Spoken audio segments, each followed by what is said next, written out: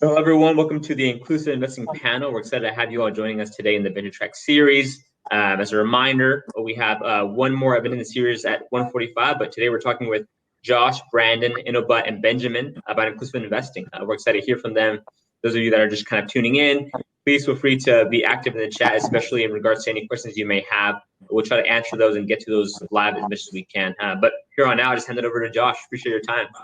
Awesome. Well, thank you, Eduardo. Thanks for helping put all this together. And I'm really looking forward to this chat, and I hope you all are too. This is obviously such a relevant topic right now. It was relevant before. It was relevant 6 months ago, and before everything that's been happening in the world with COVID-19, with racial unrest, and the other things that are happening. But it's obviously even more relevant now with all of that.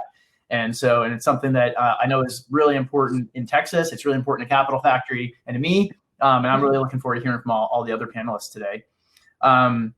So before we get started, this is an online event. And so, just keep in mind, part of what makes this great is that you're all part of it. And when you're part of it and you're in the chat, I think it's actually better than being there in person, because in person, you just have to sit there and be quiet. But if you're in the chat and you're online, you can be part of this whole conversation. So we're all watching the chat. Like, I can see the chat, and all the other panelists can see the chat. And we're going to be watching that. And if you ask things like about my video camera, we're going to see it and we're going to go comment on it, right? So yes, I've got a fancy camera set up and fast internet connection. So thanks for the shout out, Jim. But so please do throw the stuff in the chat. You can throw it in at any time. We'll be watching. We may not immediately interrupt what we're saying, but we're going to be looking through there, and we're going to get to all the questions in the chat. So please do stuff in there. We'll remind you more as we go.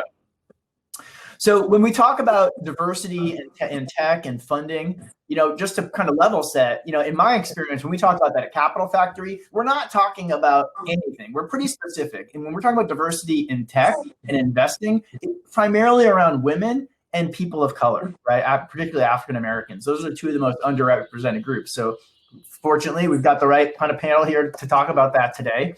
But just to put that in that context, both of those groups receive a tiny percentage of the funding that you would expect them to get, that they should get for the amount of people they are. It's out of whack. And that's really clear. What's also out of whack is that anytime anybody studies this or looks at it, they see that it's not good business, that startups and companies do better when they've got diverse teams, when there's lots of different people there. So this is not even there's no justification for this, but it's kind of where we got to. So we're going to dig in more of that today with this awesome panel of investors who are thinking about this and dealing with it, and hopefully get some insights to share with all of you as well. And yes, Latinx definitely included in there as well. Sorry for not mentioning that. So first off, let's just go around and see who we've got here in the group with us, because it's a pretty awesome panel. And so as I name you to go through the group, please tell us a little bit about first, and I'll get through your background after this. But first, just tell us a little bit about your firm, your fund, or your program. What's size your fund if you're investing, what types of companies you invest in or work with, like what stage, what market, how would somebody know if they're a fit for you?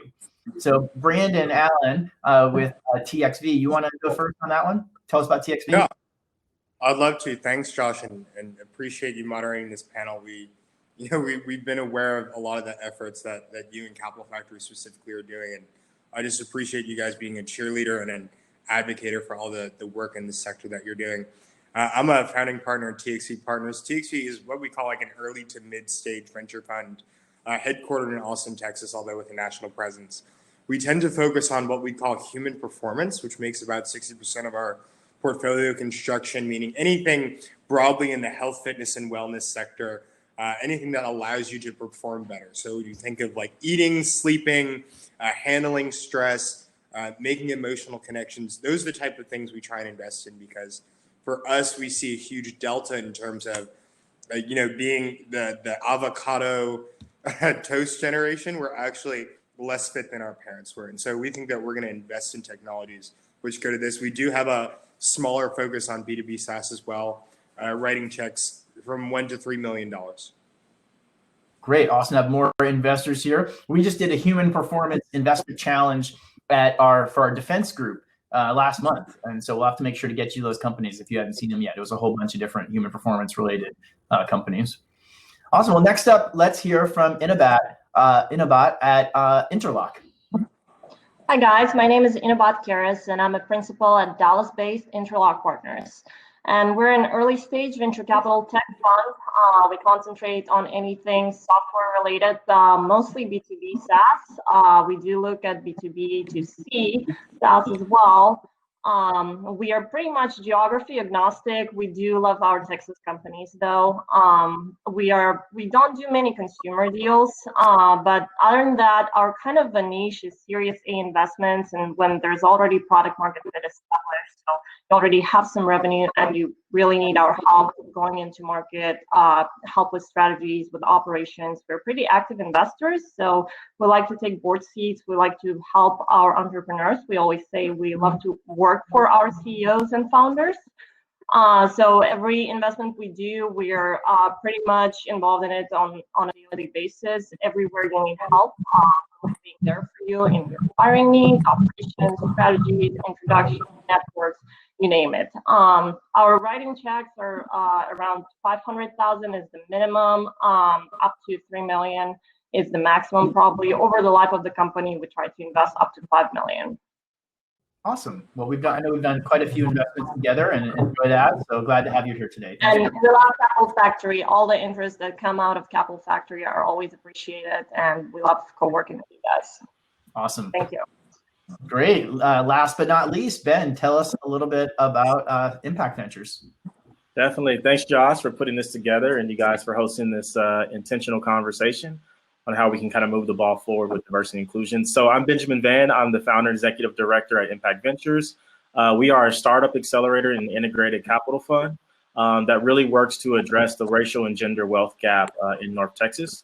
And so our accelerator focuses on women of any racial or ethnicity background and persons of color, veteran, and LGBTQ. We put them to a 12-week accelerator that is really broken into 2 tracks. So we focus on some of those folks that are at the really what we call startup purgatory, which is like really the moment of life and death for most startups where one decision can make or break you. And then we have a growth track that is really kind of our flagship track that's focused on pre-seed and seed stage companies. So we typically introduce you to your first investor or your first customer. We like to say that we are your friends and family at Impact Ventures. And so we are in the process of developing our integrated capital fund that really focuses on not an anti-VC, but more of a healthy and sustainable way for minorities to grow their business, deploying debt, equity, and capital in more of a blended finance type of strategy. So excited to be here and look forward to diving into the topics for today. Oh, that's great. I'm really glad to have you here. I was just reviewing a deck from somebody else that really made, when you talk about the blended model, they were thinking about that a lot. So I'm going to try to make sure to connect you with him too. Awesome. So I want to go around one more time. And actually, first let me introduce, I'll mention Capital Factory. Capital Factory, we also have a fund and we invest. We are, I don't know, the way we measure it, I don't know, there's probably different ways to measure all kinds of stats, but it's pretty obvious. I think we're the most active investor in Texas for quite a while. We're investors in over 300 companies. We've had almost 600 companies go through our accelerator program. And we don't lead rounds. So our whole model is to go work with people and help them raise their funding and participate along with it. We want to introduce them to Brandon or Inabat or someone else, have them lead the round, and then us participate alongside it. That's part of how we can do the scale of what we do. But one of the places that we also do really focus is on diversity and inclusion. And one of our core flagship programs is every year we do multiple $100,000 diversity-focused investment challenges, where we put up $100,000 and it has to go to a team that has a founder that's either a person of color or a woman or different things like that we designate for the challenge. And it's been extremely effective for us at both increasing the funnel of drawing more people in and finding great companies to go invest in that we wouldn't have otherwise. So 2 ways you can work with us. One is to join our accelerator program, which is how you get into that funding pipeline where we go help you raise money and then want to invest alongside, or looking for these 100K investment challenges. So now let's go around one more time. And I want to know now a little bit more about you, because in particular, each of you you're kind of unicorns. Like you're kind of the exception to this whole problem that we're talking about, because the whole problem is it's so hard to get people like you to have people, underrepresented groups involved in investing, right? And actually making decisions, and part of that as well as the funding that goes out to them. So I'd love to hear just a little bit of each of your stories of what did you do before you were investing, before you were a venture capitalist? How did you get to being and doing this today? So Inabot, maybe we can start with you. Absolutely. So I call myself kind of like a professional immigrant at this point, because America is my second country that I immigrated to. I'm originally from Uzbekistan, so post-Soviet Union. When I was 14, I immigrated to Czech Republic and did my undergrad and first grad school there. And then really by chance of luck and by a great mentor, a male mentor actually, I got a chance to get into the private banking with a very selective investment group in Europe that really provided the wealth management services for selected individuals. And I was actually the first foreigner and the first immigrant to be in a group employed there. And so that was kind of a unique opportunity for me to grow. Again, through the mentorship of a lot of wonderful people and women and males as well, I got to grow through my role and participate in a lot of private equity projects for our family offices for the clients that I managed the money for. And through that, I got involved into the microfinancing venture opportunity, and that's where my passion for venture started. I got to be in charge of researching and development the new markets, the cities that we would enter for the microfinancing opportunities. The purpose of the microfinancing was so exciting because that provides the means for the people that basically live from salary to salary.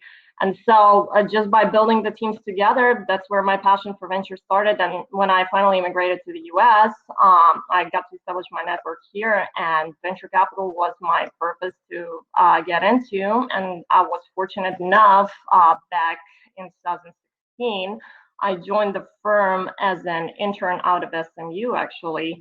And that was Jeff Williams and Jason Story's show. And they were just about to launch the fund. And they brought me in as a principal for the fund and completely included me into the whole fundraising process. So like a complete equity related partner. So that was a very fortunate opportunity for me to kind of come in and establish myself and represent women as an investment decision makers in the small venture community back then in Dallas-Fort Worth.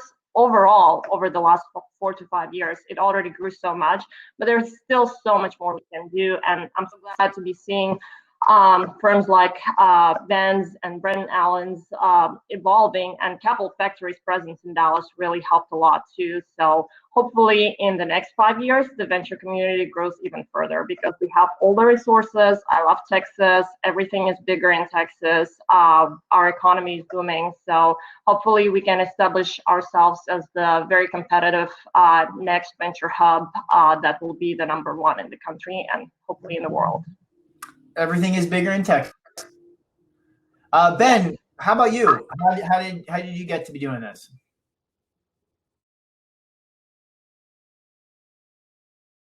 Oh, you're on mute. There we go. All right. So yeah, I echo a lot like what Inabot said.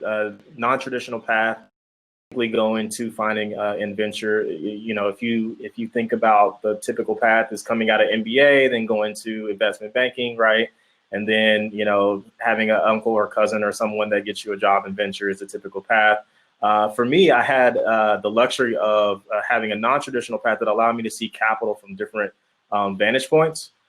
So I started in banking, moved to corporate finance with Fidelity Investments, and got to see really how capital flowed from that perspective. Went from traditional corporate finance or straight line finance to Fidelity Charitable, and learned about capital from a donor advised fund and how individuals were using DAS to do impact investing and ESG investing. Then had the opportunity to work in philanthropy and learn how capital moved in that perspective in doing fundraising. And then also had an opportunity to work for a global microfinancing institution that really focused on women in developing countries. So if you couple like all of those different vantage points of how you leverage capital, kind of got me to where I'm at with Impact Ventures and kind of using this integrated capital model. Is like, how do we explore all the tools in the toolbox that typically aren't used in traditional financing and capital markets? If you look at traditional banking systems or even traditional venture models, a lot of women and minorities don't fit that particular equation, right? And so a lot of my experience is being, how do you look at the tools from an ecosystem standpoint and all the tools in the toolbox and be able to deploy all the tools necessary to fit the entrepreneur? In the real estate, we talk about capital stack, right? So we look at the entrepreneur like the life journey of the entrepreneur. What is their capital stack? It might be equity crowdfunding. It might be, reward-based crowdfunding. It might be a loan that gets them to a certain revenue mark. And then once they're ready for growth, then maybe they can get some equity. So really looking at the life journey of the entrepreneur. And so that's kind of how I got into this space. I'm an entrepreneur at heart. So I kind of just built it from the ground up. Have always been involved in Dallas of building things from the ground up, and was privileged to, in that process, build up a network of people that really help pour back into what we're building and what the community really needs. And so that's kind of been my journey in the short time that we have here, if I can break it down. So. Brandon, how do you get to go launching your own fund? A little bit of luck, a little bit of opportunity, and a little bit of naivete, honestly. It was not something that I had anticipated doing. The story's actually wrapped up a little bit more, and my co-founder, Marcus Stroud, he comes from a town, that being Prosper, Texas, that just had a lot of professional athletes. In that time, he had developed a really close relationship with the Hunter family. Torrey Hunter played for the Minnesota Twins, 7-time MLB All-Star. And Torrey had launched a vehicle that was geared towards creating allocations for athletes so they could use their social capital to endorse companies, but also as a way of sourcing deals from some of the top funds in Silicon Valley. After graduating Princeton, I was working in consulting, doing due diligence for private equity firms. Marcus was on the GP deal sourcing side of it. He said, yeah, you know how to do due diligence. Can you come down to Texas? And then, almost as a lead into the next thing, we just kind of looked around and, as a long line of Easterners that have moved to Texas to seek their fortune, ended up moving down and deciding to launch a fund. We saw that, there was room for more capital here. I think, to why we're here today, there was a desperate need for more representation for African Americans. And we just had a little bit of a door open, and then just for the past 2 years, we've spent all of our time putting our weight against that door to, open it not only for us, but for everybody that is trying to open that door as well. Awesome. All right. So, kind of opening it up a little bit, this is a panel full of investors. Let's start by looking in the mirror. What can we do to help get more access for women and people of color to make those numbers balance out more? What are we doing, or what can we be doing, or what advice do you have for other investors? Anybody want to take that first? I don't mean to jump out of the gate with something personal. I'm, an African American raised in this country, right, and in Boston, Massachusetts. I'm sure that I share this with Ben. And in that, our mothers and fathers told us that you needed to be twice as good to get half as much. Frankly, I would say that's probably the same social condition that women deal with in corporate world as well. And so I think the first thing is just a recognition that when African Americans, Latinos, and women walk through the door, we're held to a higher bar. And the process of, I call it almost like decolonizing our minds. Of being able to walk in and actually try and exercise some sort of colorblind system where we're deciding to invest, I think is the first step. But I think the second step is something that we've actually committed to at TXV fairly recently, which is saying, hey, we are going to set aside funds, a proportion of our assets under management to invest into companies that are led by women and minorities. Because for us, when we look at the statistics, we want to set that as the floor of what composing, like acting in a socially just way would be. There are funds that invest 100% of their funds in white males, right? So us saying that we want to invest 20% in women and minorities should be number one, not controversial, and number two, the floor that we should just try to hit the minimum of what it means to just be a person who's aware of the history of this country and what continues to happen in this country.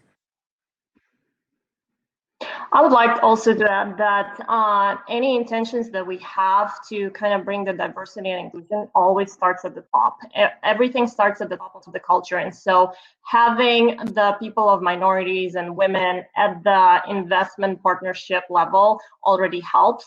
And I'm happy to see this panel full of investors right here. But so many more firms need to, and diversity is important, but inclusion is even more important, because you can check mark the diversity all the time, but once you bring in that diverse person onto your team, if you don't really include them, if you don't let their voices to be heard and actually impact the founder and everything, not much difference is going to be made. And so I also encourage the actual investors. One thing is us as the funds writing checks to the founders, but the backers of the funds to be looking at those statistics of how much funding goes to the diverse founders. Because there has been a massive effort done for the ESG factors, right? A lot of metrics are being tracked for that. So I think if a lot of the backers, institutional investors, start tracking that will help a lot too. Just for the audience, what is ESG? Environmental, social, and corporate governance. So I guess with the social responsibility, you can kind of put the diversity and inclusion into the social responsibility factor, but I feel like that is a different factor as well, and that there could be a different metrics related for that. Yeah. They nailed it definitely on the head. I would probably bring up, two main points in what we can do as institutions, right, is really understanding what institutional racism means, right? And I think the fact about when people hear the word racism, I saw this quote the other day, and it said you could remove every single racist from a system, and the opportunities and the access will still be unbalanced, right? And that's the key about institutional racism. It has nothing to do with people. It has to do with systems, right? It has nothing to do with people actually being racist, but the systems in which policies and criteria is created, it basically excludes a certain demographic of people, right? That's certain requirements in terms of maybe certain revenue marks or certain. If you're saying you want to find a person of color with $10 million in revenue, less than 5 years old, you're literally looking for a needle in the haystack, right? And so those policies, right, typically don't apply to people of color and women. And so really analyzing our policies and our institutional systems and how we govern and how we interact, as well as, like you said, from the top to bottom down, making sure that representation and equity it is there. And an unconscious bias, that has to deal with the individual. One thing that we've done in our program is we're implementing unconscious bias and racial equity training for all of our mentors to go through. That's mandatory for them to go through so that they understand the unconscious bias that they're implementing when they're doing mentoring or they're interacting with individuals that might not show up on a balance sheet or on someone's resume. Those are the things that we have to do the self-work to help change, how we interact and how we govern in the capital landscape. So that would be my thoughts on what we can do. Yeah, and I know systemic issues are really big, and I'm definitely, I agree with you and aware of them. There's some questions in the audience about it as well. Can we give whether you or Brandon or Inabot, do you have any examples of just specific examples of where the system's causing the problem, not people? Yeah. Look at the PPP. Oh, go ahead, Brandon.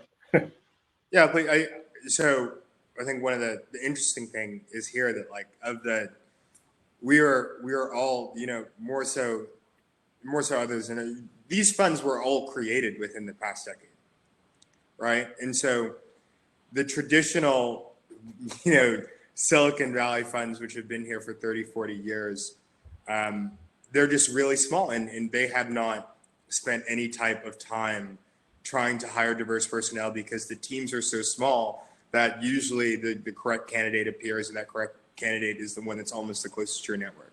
And so as such, when we look at, especially in California, the system by which new funds are raised, so that you might join as an analyst or as a principal if you've had your MBA. You might be, we say 60% of venture capitalists in California went to either Harvard MBA or Harvard, Wharton, or Penn, right? And so it's those guys that are then getting the soft spin-offs that are then able to raise their own funds. And so we've had a system where we're only recruiting from a certain place. You have to go through, let's say, a 20 years long process to be validated traditionally to then go and raise your own fund. And those funds have not done a good job then or now of recruiting a lot of diverse personnel and then encouraging those diverse personnel to go raise their own funds. And, to the point, there was no sort of racist decision or that we can clearly identify. There was, I know somebody who we should hire, and he, grew up in my hometown, and then he got his MBA from Wharton, and now he wants to get into VC, but he has a similar background. There was no effort made to recruit different types of people, and then those people are then given the opportunity to spin off. Yeah, I've definitely seen that. Inabot, anything to? Well, it again, kind of backing the Brandon's thought, like PE and VC has traditionally been the boys' club, right? And so, like, there hasn't been like a lot of venture funds that have emerged in the last decade are founded by women. So, which has been basically the trend. It's like easier to get together with other women and start your own fund. With the women who understand you and get that women funding from investors rather than penetrate that boys club that has been a tradition in the PE and VC. And so if a lot of effort will be put into bringing the diverse candidates, both women, both minorities, like a lot of underrepresented kind of people into those funds, then we can change that system. But that takes years. Again, backing the Brandon's thoughts, like if we start doing it now, maybe in a decade, we will see some difference. But it's up to all of us to be kind of making the progress towards that. It's up to the institutional investors that are backing those funds to be asking to see the diverse partners, investment partners in those funds to be, it's up to the investment partners when they hire the analysts to include them in the investment process and really not just to hire the diverse candidate, but actually hear their voices and opinions and bring that to the market. And advance them, give them experience, right? Exactly. So Absolutely. Yeah, one of the places where I really see it at Capital Factory, and I try to be aware of it and kind of counterbalance the effect, is, we've been doing this for more than 10 years now. When we talk to potential, LPs or other investors or about, what our strengths are, what's so great about Capital Factory, a big part of it is the network, right? It's like, look at all these people we already know that we've already developed relationships with over the past 10 years, right? And it is a huge asset that we have, right? And that when we meet somebody, we already know a lot about them. We know other people, we can reference check them, right? And so it kind of feeds what Brandon was saying earlier about when we're looking to invest in somebody or hire somebody, we're very likely to come across somebody within our network who looks like us, who has had similar experiences, who's done other of those things. And it's one of our strengths, right? Like it's one of our competitive advantages in being able to find the best of those companies is that we can navigate that. But that very same thing by systemically, like without us trying to do anything, not by intention, but systemically excludes people that weren't already in the club, right? And so if you had never had a chance to be in the club from the beginning, then you're never going to get into the club, right? Like, because you're only fishing within the same pool, or it's much, much harder. And so we really, we see that, and we have to try to balance these two things. We don't want to give up our advantage, the fact that we do know all these people, and those people are going to go start good companies, and we want to invest in those. But we don't want that advantage to actually cause us a disadvantage somewhere else, right? And make us miss out on people that we should see otherwise. And I don't claim to say we've got it all figured out or anything, but that's a reason why we do these investment challenges, kind of set aside money like Brandon was saying, and kind of wave a flag really big saying, hey, we want to meet you and we want other people here that aren't already in our network, because we're trying to counterbalance the systemic part that we see there. And I think there's a fine line there too between like wanting to do good and then that actually doing good turns into doing harm, right? And I really speak about that in terms of like power, right? So deploying capital and shifting capital is important, right? But it's also important of who's like shifting and who's writing the checks and who's the person that's allowing capital to flow. And so it's important to be conscious of being more empowering versus like co-opting or wanting to make it about your mission. But how do you work alongside groups, right, to where they feel empowered, they have a sense of dignity, where they are empowering themselves in their own communities, right? And so it's not to be the expert, it's to reach out to those folks and say, hey, you know, what do you want? Or how should we go about this? Or maybe you guys should deploy the capital. We'll put it up, but you guys will deploy where you want it to go. And so I think that's the struggle, and that's the kind of the push and pull between, you know, shifting capital and then shifting power along with the capital, which is kind of where the crux of our country is right now, in terms of not just shifting capital and resources, but the power in terms of who's actually has power over shifting those resources. Mm-hmm. Sorry, I made you really big before, and then I forgot to make you normal size. You've been really big for a while. I'm playing with the hop-in features here, where you can highlight people. Great. Well, you know, we have a question in the chat that looks, I think, relevant here, and it's, you know, says, "Hey, I'm the first in my family to go to college." This is from Ibrahim. Ibrahim, I apologize if I didn't say that correctly. But my family hails from across the Caribbean. How to go about tackling this barrier of the friends and family around? I don't come from a community that has wealth to invest or relatives that can part with thousands of dollars. So how do people that don't come from wealthy communities raise money and get that first check? So I guess I'll speak since I'm the accelerator in the group. I think this is a space where accelerators can be a tremendous value add to startups, particularly because they're going to provide you with that strong support network in terms of that foundational relationships that you're going to need. We like to say that it takes one person to launch a startup, but it takes a village to grow it, right? And accelerators can really become that village and that family for you, to where you have, you know, investors and mentors that you're meeting who can make introductions for you, who can kind of really de-risk a lot of the challenges that investors are looking to de-risk, and that's what accelerators do for investors. And so I would pursue any type of program that really provides that social capital, because that's kind of the missing link between individuals getting, you know, one opportunity to the next. It comes through people, right? And that social capital is key. And so being a part of incubators and accelerators, I think, are great ways to kind of build that makeshift friends and family, and instead of trying to do that on your own. And so I think that's a great place to start. Well, you know, I think it also plays into one of the next questions from Jim. He said, is there a way to know if you're only being pursued to check off a diversity checkbox? And it leads into a question that, you know, I had I may have circulated with you before for the group of this panel, which is, you know, how to think as a founder, how to think about it. Like he says, well, what if we're only looking to check off the diversity checkbox? Like, here's my question. Do you care?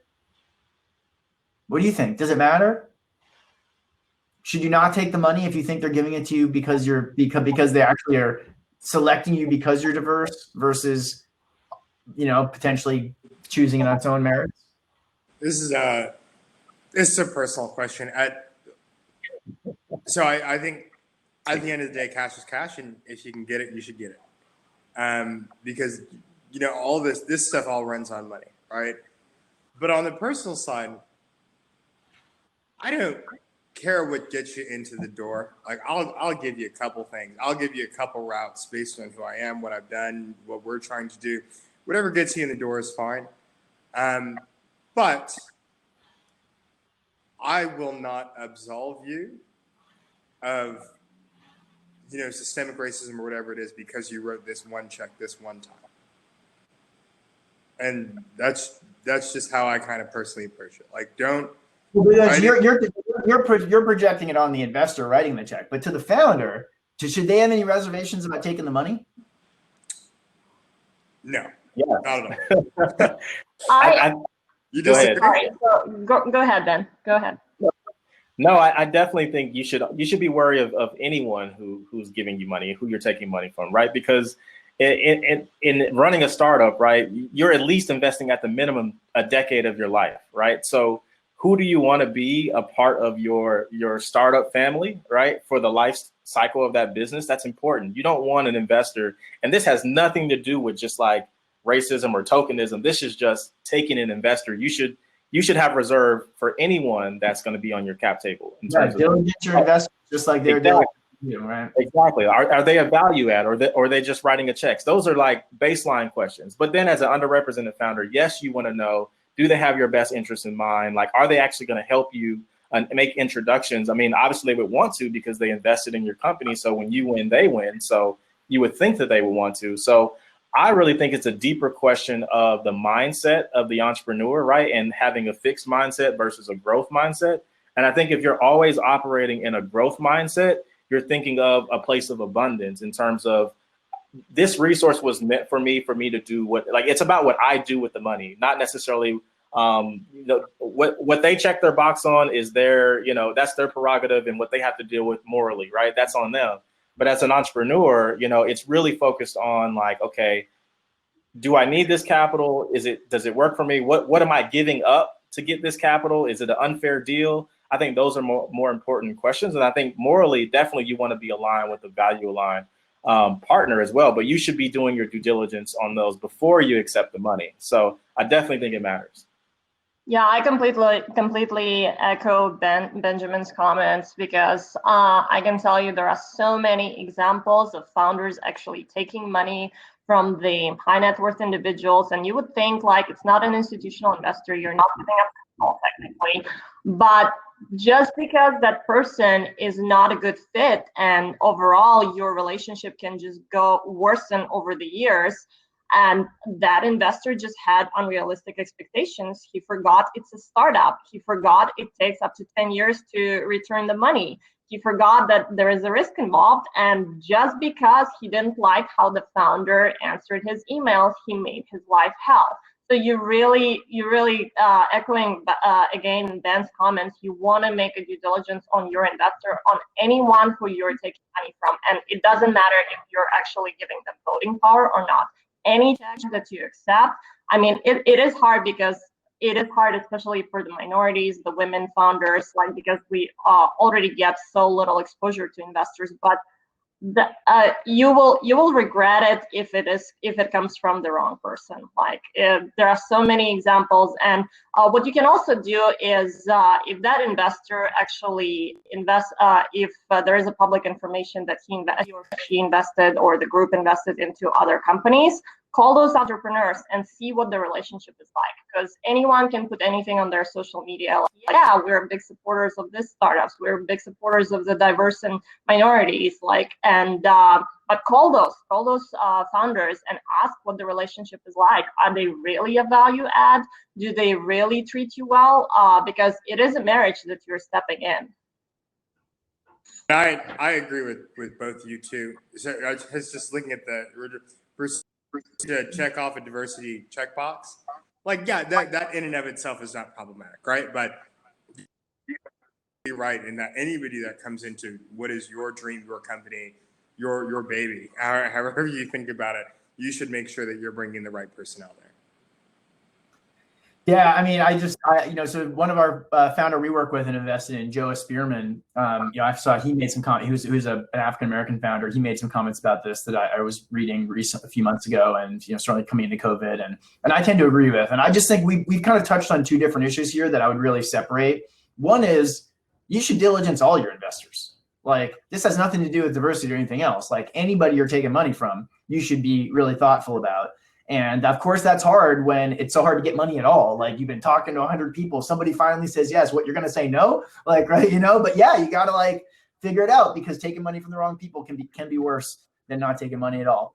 But separate from that, there's the issue of, should I feel bad, or should I be suspicious or skeptical of money that's put up for, earmarked just for underrepresented founders, feeling like maybe somehow, I didn't get it the same way or reflects poorly on me or something like that. And I don't think that's something that's a concern at all. Joe didn't seem to think so either. He said, hey, you got to get out of the hole somehow, right? Like take whatever hand up you can get and then make the most of it, right? And then act, and then just like you would want to go earn it. But don't turn it away, because we got to get out of the situation that we're in. And the only way out is by solving some of these problems. And just because somebody, if we do this, we put up $100,000 investment challenges, it has to go to a Black founder. It's not because there's nothing insincere about it. It's just how we're trying to make it happen. And then once they're in, they're just like everybody else. They don't get treated differently because of that. That just gets them in the door. So we're right about at the end of time here. This has been a great conversation, and I've got a whole bunch more questions I wanted to go ask. But I want to take a minute to really just go around the room and give you a chance to give some closing comments or thoughts now that we've had this discussion. You've seen with the comments in the chat, or feel free to add some more as we're doing this. But why don't we just go around with some closing comments? And Inabad, if you don't mind, I'll let you go first.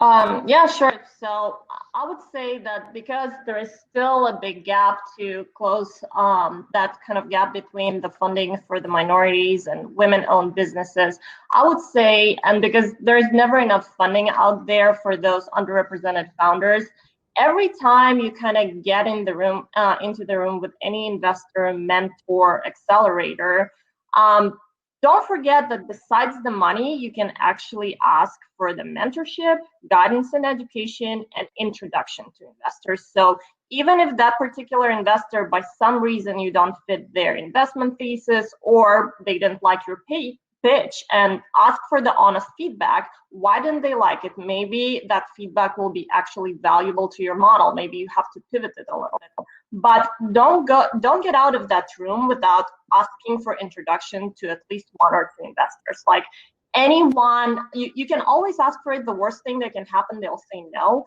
But I'm pretty sure, like from all the pitches that we've heard, every time any entrepreneur that goes away with our no, goes away with actually one or two introductions that we make for him or her. So I would say, don't just look at it as the funding need. Look at it, what can you get from that investor or mentor that you could benefit from? And I think if you have that kind of mindset, it will help you along the way. Yeah, and every meeting with did you know anybody else I should talk to, right? Yeah, absolutely. Awesome. Brandon? I'm sorry, Ben.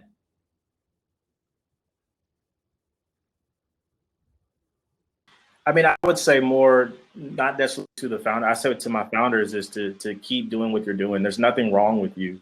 Don't internalize a no, right? You're probably going to hear 1,000 no's before you hear your first yes. So keep doing what you're doing. Always strive to be better as a founder, right? There's always things you could be learning. But from an institutional standpoint, I would say, we can't fix the system with the same tools we use to break it, right? And so that's going to cause for new frameworks of thinking, new ideologies. We have to think of capitalism in a more regenerative and restorative way. Just the fact that our country uses GDP to measure our health is absolutely ridiculous, because consumption right now, if you look at GDP, we're actually up because everyone's consuming right now because they're at home buying things on Amazon. Savings are up across the US. But as we know, our country is in absolute disarray with triple pandemics going on right now.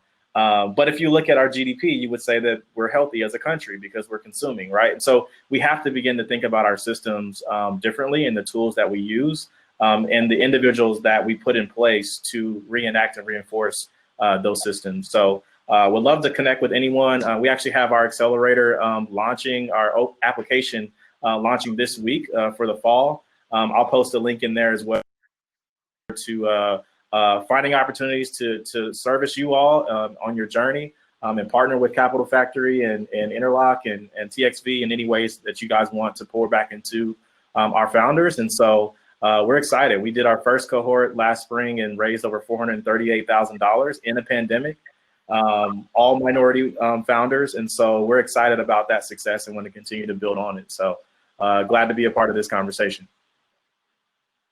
Awesome. And closing us out, Brandon. Yeah, I like to leave everybody with a bit of encouragement. We just passed on the 28th, just a couple days ago, Jackie Robinson Day, where he played his first game in the MLB and broke down the color line. There were people who were saying at the time that, African Americans in this case weren't intelligent enough or athletic enough to play professional sports. And I think as time has gone on, we clearly think that's wrong. And I'd like for TXV to be the next, I'm sorry, not TXV, but for tech to be the next sector that we enter where people thought that we didn't have it. And we go out and we outperform and we completely change the face of what sports looks like. I think people being here is indicative of the fact that people care about this issue, or at least generally. But I think we all know that for every movement forward, there's also movement back. And so I'd encourage everybody to just tell the truth and be strong in your commitments. Awesome. Well, thank you guys. That was great. I saw lots of people posting their LinkedIn and contact info in the chat. Just want to thank you all for being on the panel. Thank you to Eduardo for helping to put all this together. And thanks to Dallas Startup Week and the deck for bringing us all here. I'm a big fan of this Hopin platform. We use it for a lot of other events too. And one of my favorite features is the network.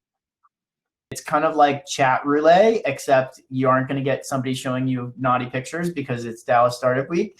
I always go do that, and that's what I'm going to go do next. I'm going to go there and I'm going to hit the button and go talk to people. So would love to chat with any of you if you want to introduce yourself. I'm going to be over there in the networking section after this. Awesome. Josh, thank you so much for the great session. Panelists, Innobut, Ben, Brandon, thank you so much for your candor, for your insight. I know for a lot of us, this is new information, but a lot of it, it's brand new. So we appreciate just your willingness to share your experiences, be honest, and be vulnerable. That means a lot to us. And just seeing people like you on this virtual stage, I think it is enough for a lot of us to keep fighting and go another day. So thank you so much again for your time. Audience members, I know that the panelists would be happy to connect with you afterwards, so feel free to reach out to them or be following their blog post or LinkedIn, etc. As a reminder, in between networking sessions with Joshua, we have another panel at 1:45. We'll be talking with Gordon Daugherty, specifically around the funding stages during the early time in your venture. So please feel free to meet us there. The Capital Factory. Yes, Gordon is yeah. That is worth going and seeing. Yeah, he is a real deal. Panelists, once again, thank you so much. We appreciate your time. Thanks for having Awesome. us. Bye-bye. Bye, everybody.